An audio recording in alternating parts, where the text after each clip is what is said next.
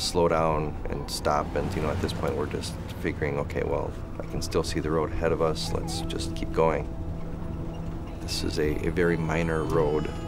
We shouldn't have been on the road in the first place, but the sign that declared the road closed was buried in snow. The road was covered with just unbroken snow, and we were making the tracks now. Where the hell are we? This map makes no sense. This is weird. It's totally deserted. Wait, you know what? I think we took a wrong turn back there. Jim! Jim, stop!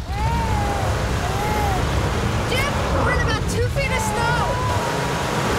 Jim, stop! You're making it worse! Jim, stop! Jim, stop! Stop!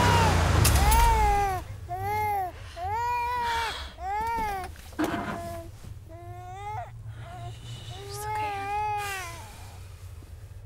Right there was when fear hit me, like, oh, God, wow, that's a lot of snow. That's pretty deep.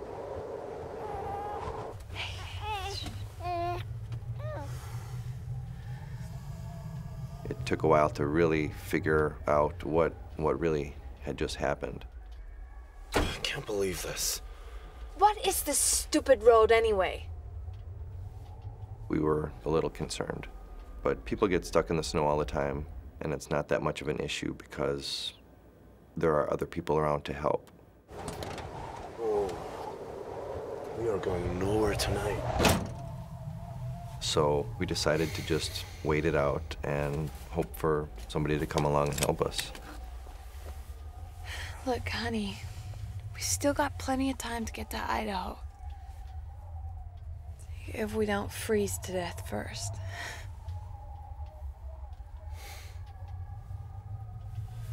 It's not the end of the world. We'll flag somebody down tomorrow and go get us a tow truck or something. Jim, Jennifer, and Clay spend an uneasy night in the truck. They have no idea they've driven off the Nevada backroads into the middle of a 5,000-acre wilderness.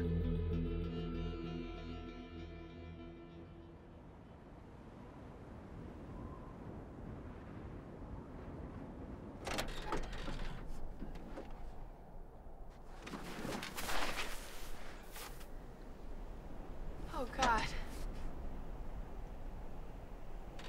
Holy shit. What is this place? There's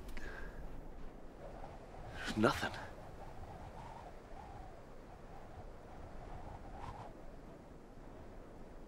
What have we done? When we saw how desolate the area was, it occurred to us that that road probably wasn't very well used. And I guess there's a little bit of anger at first. Gravel! Because it looked main enough to us at the time. This isn't even a paved road. How could we be so stupid? We didn't know really where we were. Look. But the last town we had passed through was well over 50 miles. The only place we can be is here. We must have left the 299 right about here. Let me look. Wildlife refuge. God, it's huge.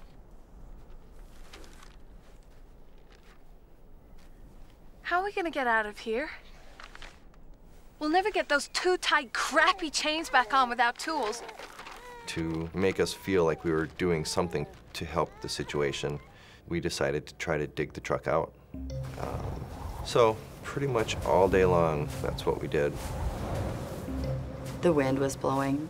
The snow was really dry, so as fast as we could shovel it out with our hands and cups, the wind was blowing it right back in our way.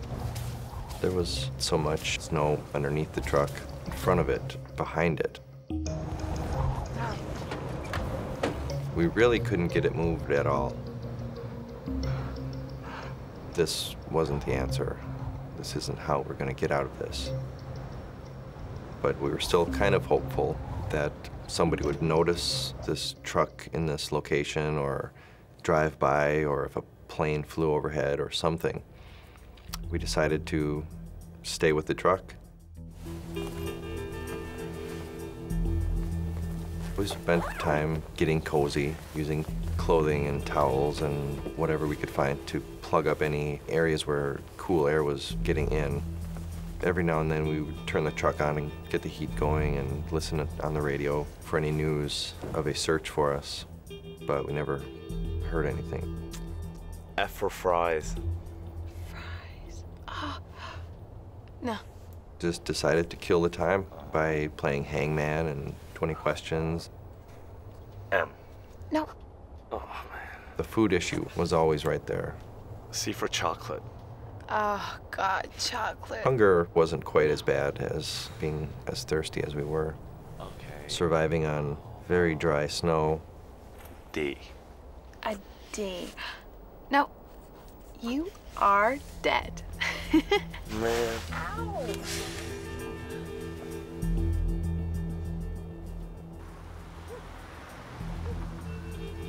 My stepson has no reason to go AWOL. He was granted leave, and he has to be at a funeral. We were getting very concerned. We then started calling the highway patrols, and they said it's a New Year's weekend, and they had more important things that they were concerned about at that time with the road conditions the way they were than looking for a possible missing person. Okay, but how long does it take before someone is listed as a missing person? We were really worried, but they just couldn't help us in any way. Yeah, I'd like to thank you for your help, except you haven't been any. Kevin really wanted to leave, but we still had the funeral to go to.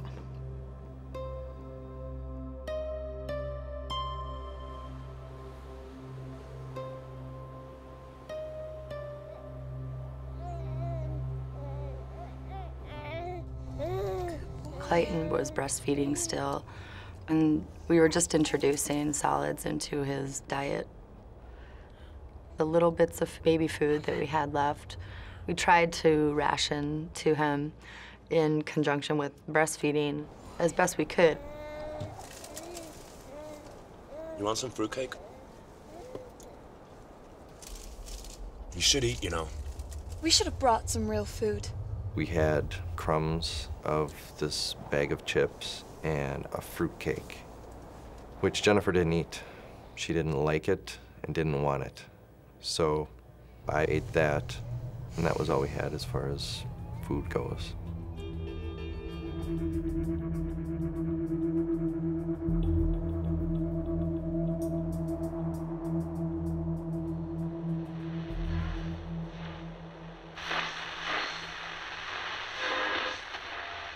We should see sunny spells all across western Nevada. We knew that it's been days now and nobody's come, and we knew we were going to have to do something.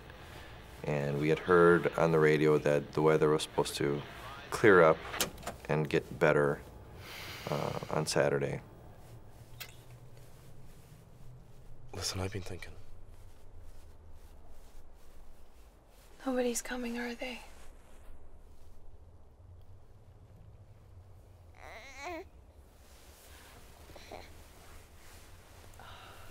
We can't just sit here and starve. And if the weather's gonna break, then we could walk. We could make it to the highway. How far do you think, Jim? Well, there can't be anything for 50 miles back the way we came. But if we go this way, to the I-140, it's, I don't know, 20 miles? How long will it take? If we leave early tomorrow, we could be there by nightfall. If the weather guys are right.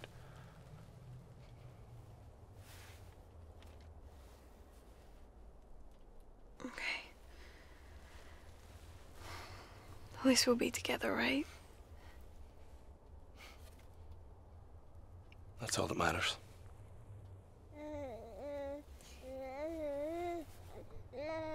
We should maybe write something. Just a note to whoever might... You know, just in case.